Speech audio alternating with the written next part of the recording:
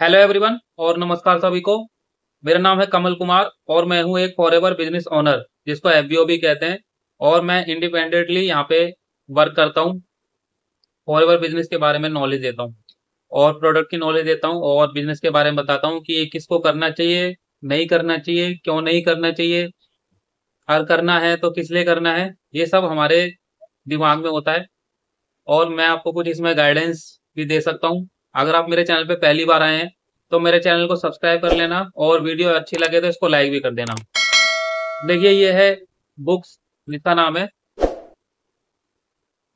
Y for ever.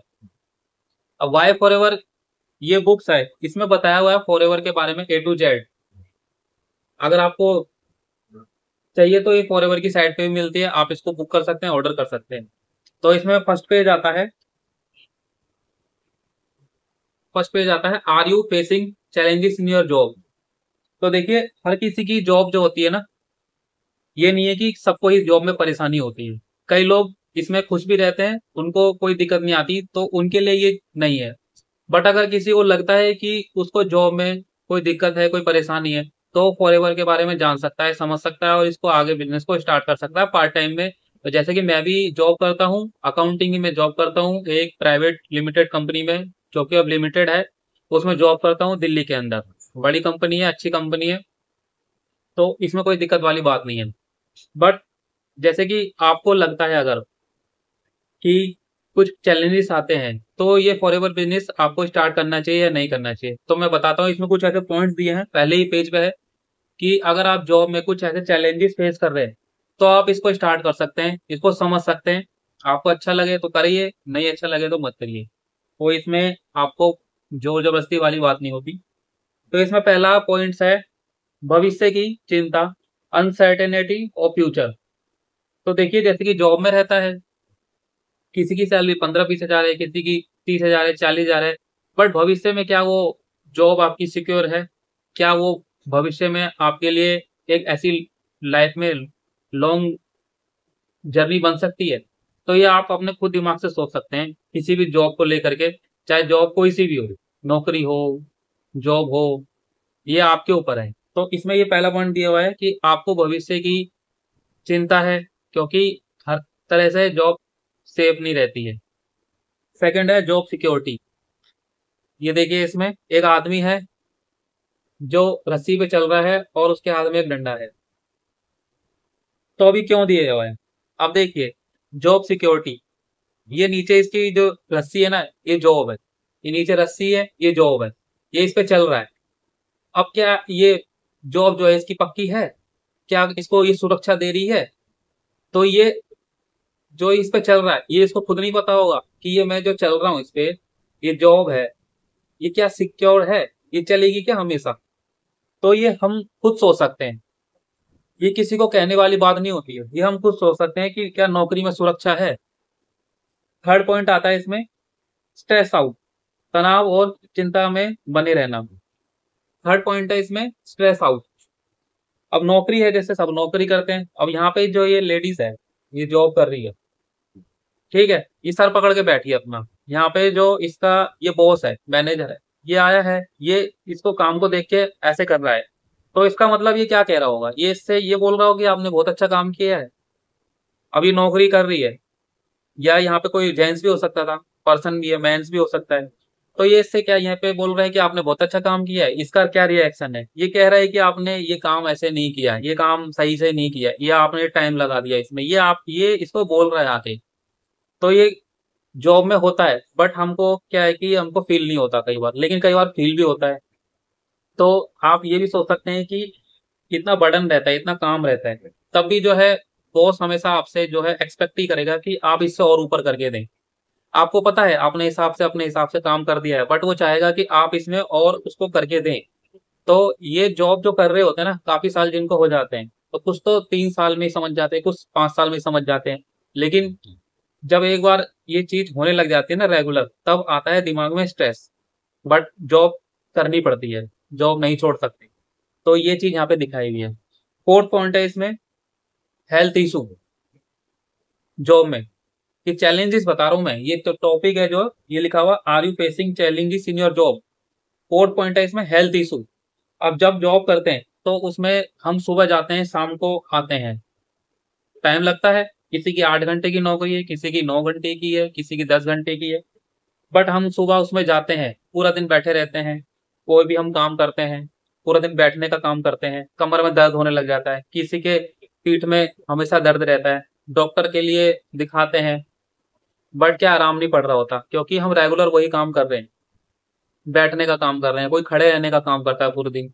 तो क्या है, इसमें फिजिकल चैलेंजेस हमें आने लग जाते हैं जब हमारी एज थोड़ी ऊपर होने लग जाती है, हमारी एज जब थोड़ी बढ़ने लग जाती है। जब जवान होते हैं जब तो हम ये सब चीजें करते रहते हैं।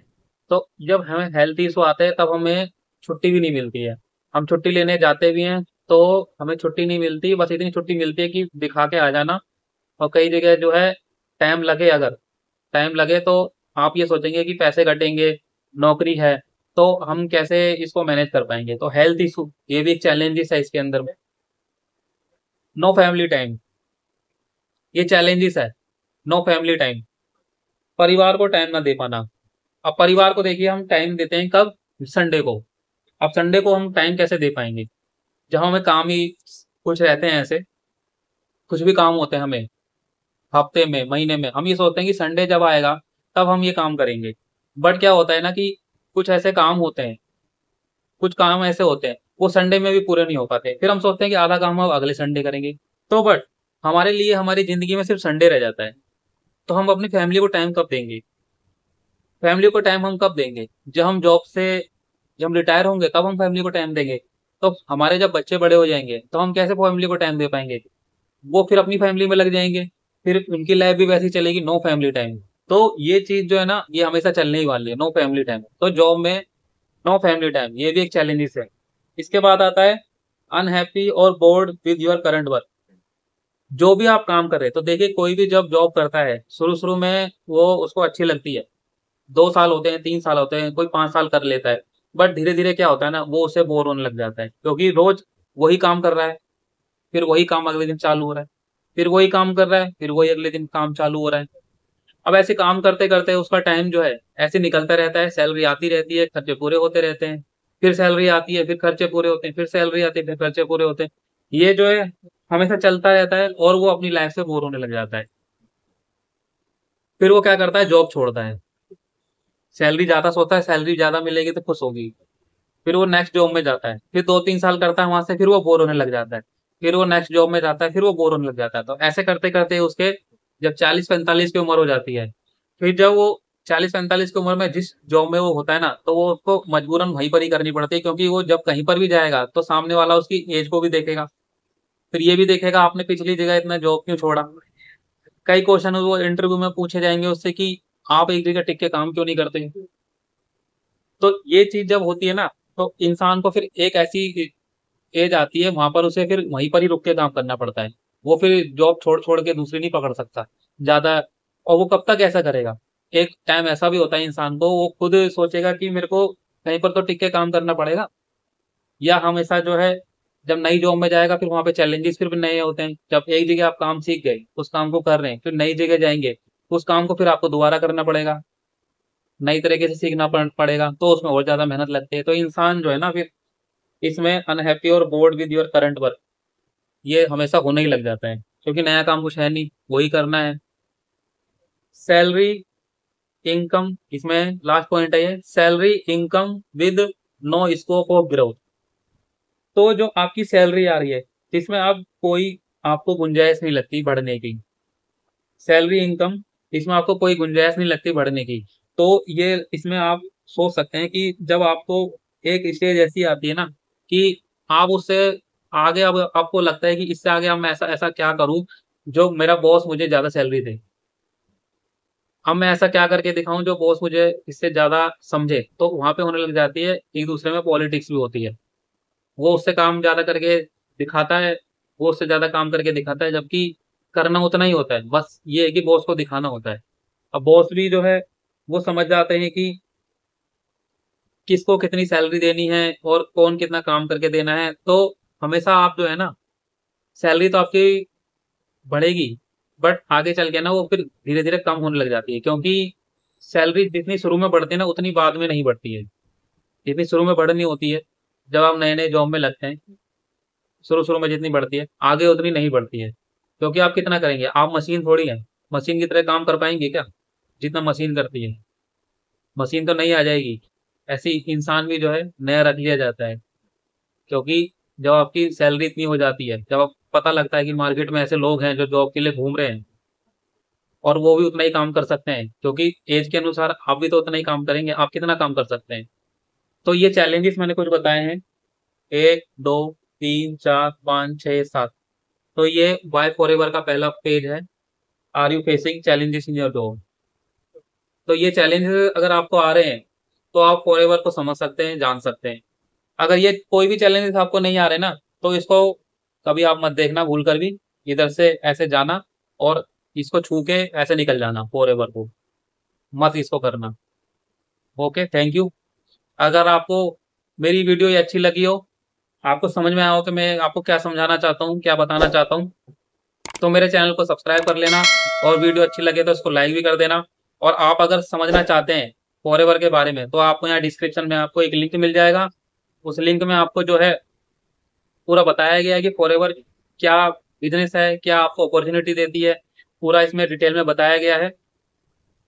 और अगर आपको ज्वाइन करना है फॉरएवर को, तो उसका आपको मेरा यहाँ पे लिंक मिल जाएगा नीचे डिस्क्रिप्शन में ही, उस पर आप जाके फ्री में आईडी बना करके समझ भी सकते हैं आगे, और फ्री में आईडी भी बना सकते हैं, कोई पैसा नहीं है, कोई चार्जेस नहीं है।